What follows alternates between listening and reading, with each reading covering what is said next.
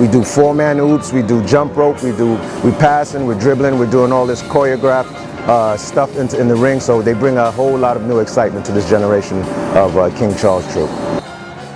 I think one of the biggest challenges have probably been getting guys accustomed to this lifestyle of living on a train, doing X amount of shows per week, anywhere up to 10 to 11, 12 shows a week.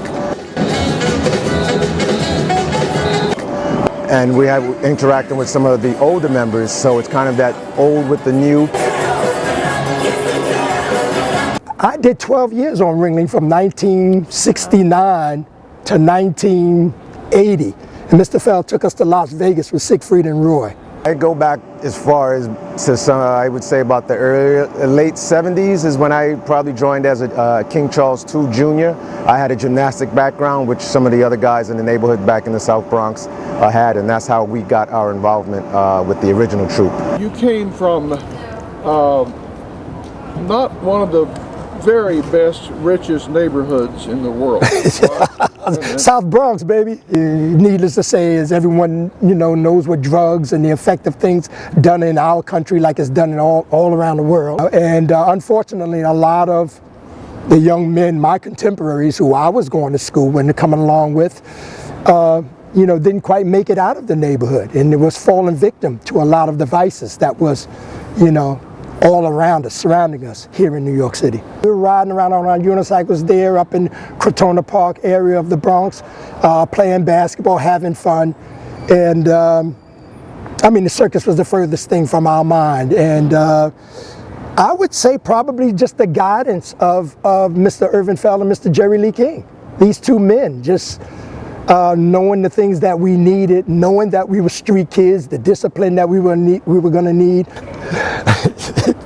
I know it might be hard to believe, but I think these guys are a lot easier to get along with. I almost said stomach, but to get along with or to what have you, but because we just came in with a lot of issues. These guys are not presenting, I don't think, half the problems that we present, the challenges.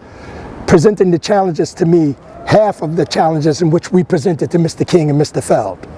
We were, we was a bunch to behold. Whether it was our BB guns running around shooting up the train, or racing our cars down the road by the train car, or running around on the train and being on parts of the train that you're not supposed to ride on, guys. We was like a full-time job. So what is your role with the show today? and then what is Kip's role? My role today, I like to think that I'm just trying to keep them connected to the overall vision of Jerry King for us.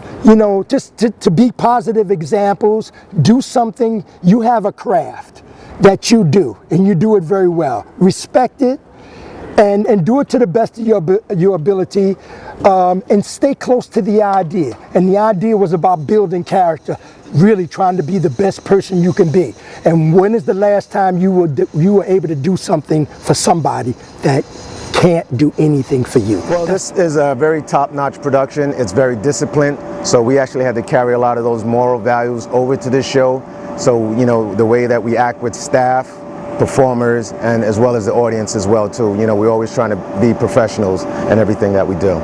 Regardless of what they may think, I don't think it's the greatest King Charles troupe I've ever seen, but then again, I'm biased. I had a chance to be in some pretty good King Charles troupes, but the fact that these here cats, I do feel like they got some upward development to go where they can really rock these buildings like these Barclay Centers. I mean, I want to see them rock. Yeah. Just like that. They are, ladies and gentlemen. Give it up.